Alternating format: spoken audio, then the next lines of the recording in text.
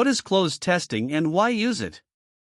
Closed testing in the Google Play console is a controlled testing phase where developers release their app to a limited group of testers before making it available to the public. This allows for focused testing in a real-world environment while keeping the app private. Benefits of closed testing: early feedback, gain insights from real users to refine the app experience.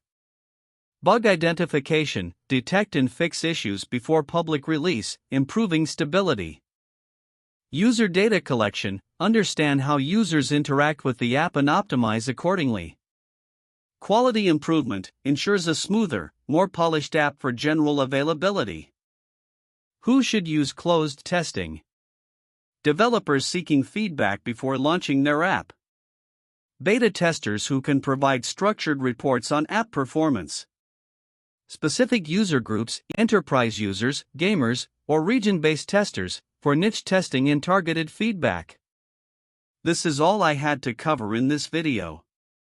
Please do subscribe to my channel, and if you like the video, please like, comment and share my channel to support me. Thanks for watching.